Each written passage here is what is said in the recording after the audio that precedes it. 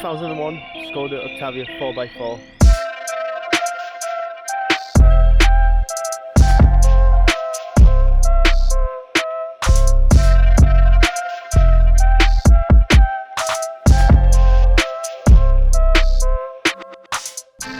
One owner since new, completely stock, well apart from the wheels that I put on and these covers that the previous owner put on, which are quite useless because as soon as it rains, water gets between the headlight and the cover and you can't see nothing.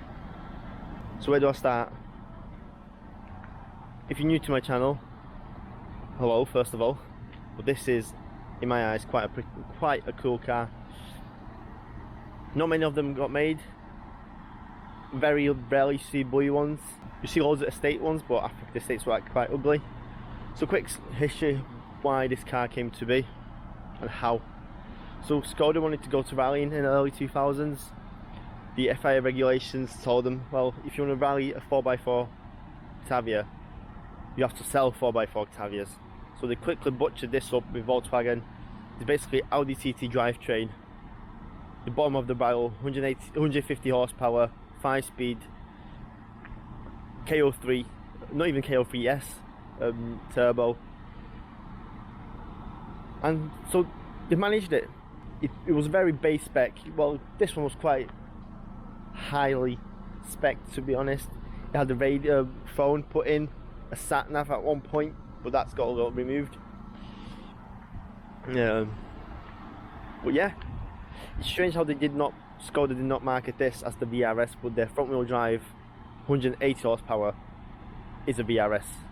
This should have had 180 horsepower with 4-wheel drive, and this would have sold like hotcakes. It's a 1.8 litre 20 valve engine, 4-cylinder, very common for the early 2000s in the VAG group cars. It was put into everything from a Volkswagen Loop Post to Charans, Seats, Audi TTs, S3s, whatever. Endless. So the 4x4 system is way different to anything really. So it's front wheel drive until the front wheels lose traction and then the back wheels start to propel the car forward. So it's an electronic rear differential and there's pretty much no transfer case. So you've got the gearbox, and right next to the gearbox is like the splitter where it sends power to the back through the drive shaft. Prop shaft, sorry. And then the electronic gearbox, diff in the back. It's quite a big unit. Decides which wheel, left or right, is getting how much power. It can send up to 60%, I believe, of power from the engine to the back wheels. You can get controllers that will force it to 50-50 or whatever you like permanently. But those are quite expensive, but I'm planning to get one for my other Octavia. Well, you might be wondering what's that inside my grille. That's a piece of cardboard because Eastern European engineering says the car will warm up quicker if you've got a piece of cardboard. Fight me. You still see these running around Eastern Europe pretty frequently because these are just great workhorses, especially in the diesel form. You can even get a diesel 4x4 in Europe, just not in UK. You can only got a 1.8T 150 horsepower one. In Europe you could get diesel ones, 5-speed, 6-speed, loads of different power levels. Its understated looks is what I really like. It just looks like an old taxi. They're spacious, practical, fun to drive. So this is based on the Mark IV Golf chassis. It's obviously a lot bigger than a Mark IV Golf. A lot bigger boot. Drives like a Mark IV Golf, but somewhat like an Audi TT, overweight Audi TT. It's got the same Haldex Gen 1 rear diff, but all of these Skodas, especially in blue for some reason, face the same issue of the clear coat peeling. Can't really see in the dark, but yeah, they all peel the clear coat. This car's been well maintained. It's so smooth. I'm surprised how smooth it is. There's not a single creak or rattle. Almost no rust at all. I'm actually surprised how clean it is.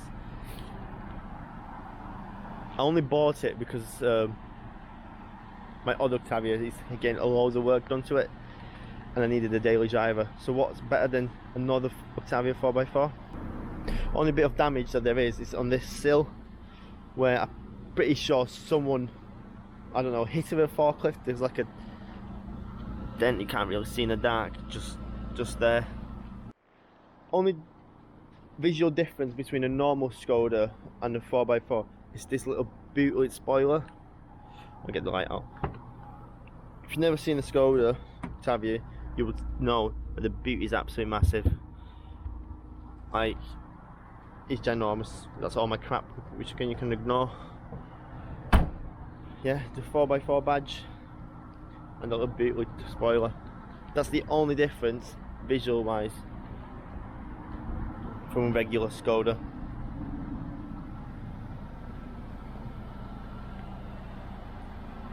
That's the damage I was talking about, just there. And there's scrapes and scratches, but what do you expect? It's a 20-year-old car.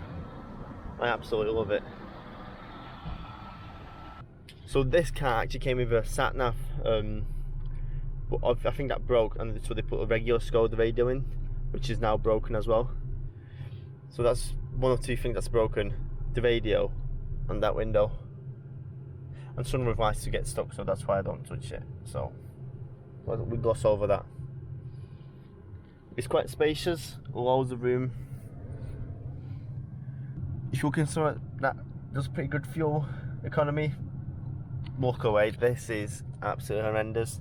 So that says 13.6 miles per gallon on the short journey, and then the long one is 24.5, which is pretty accurate.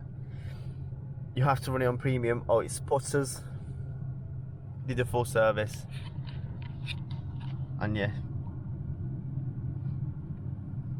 absolutely love it. It's only a 5-speed, but that's it. Skoda was cutting corners everywhere they could back in the early 2000s.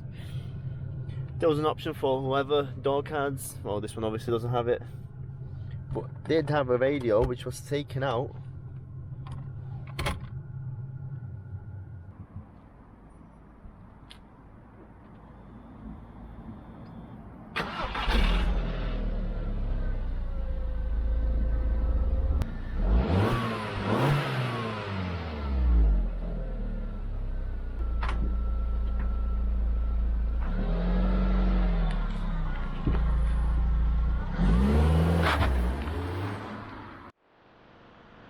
Alright then, let's go for a bit of a drive then. It's not the quickest thing in the world, but it gets going. As I said, it's about 150 horsepower when it came out. The spark plugs in this are about 4 years old now, so fuel filters haven't been changed. I don't even know when since when, so still quite nippy. With a remap you can get this to about 190 horsepower with a safe map. If you're feeling a bit risky, up to 210 without any mods. So I can't remember what Skoda claimed to be 0 to 60 when it came out, but I know I got an open door light, but I don't know what it is. I checked all the doors, checked the boot, bonnet, everything's closed, secure. It's just a 20-year-old Skoda.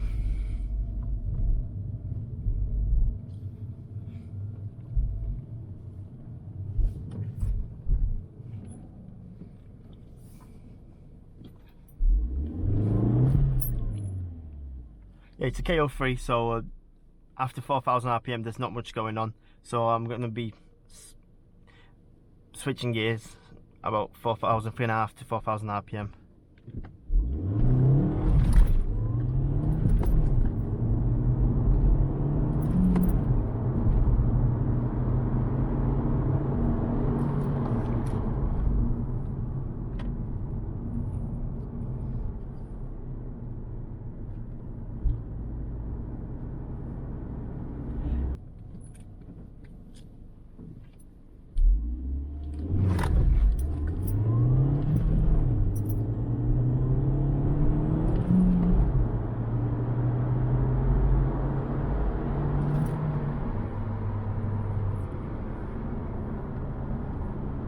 Obviously the handling on stock suspension is a bit blowy, but you have to bear in mind this car was designed for early 2000s East European roads, so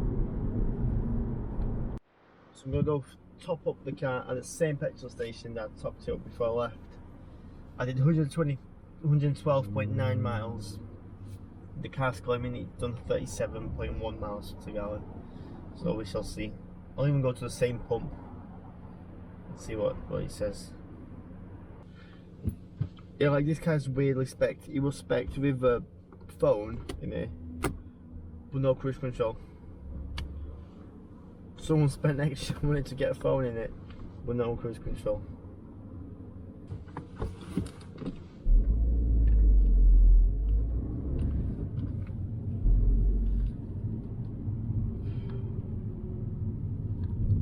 My guess is going to be about 34 miles to a gallon.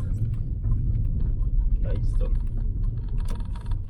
And yeah, he's only on premium. You can put the new E10 in it, but you can tell he doesn't like it. He just feels sluggish. Alright, let's see. Pump number 4.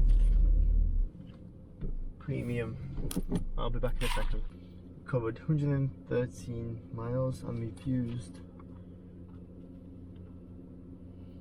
14.34 litres. So the actual MPG is 35.82, which is actually not too bad. About 8 litres per 100 kilometres. But around town, this car's absolutely horrendous.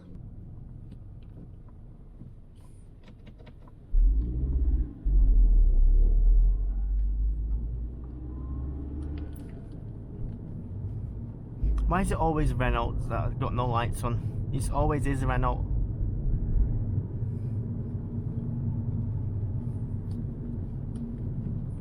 Do Renault owners just got night vision or something? The car is obviously front heavy, but I would say they're a lot better balanced than the VRS is, because VRS got most of the weight in the front. This at least got the back diff in to balance it out somewhat. I think these are almost 100 kilos heavier than the front wheel drive one. So it sort of balances it out a bit. So you get a lot more grip.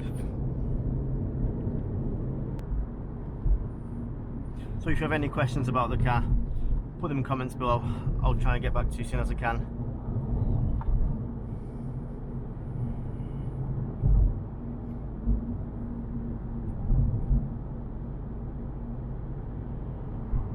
Thanks for watching, and I'll see you in the next one.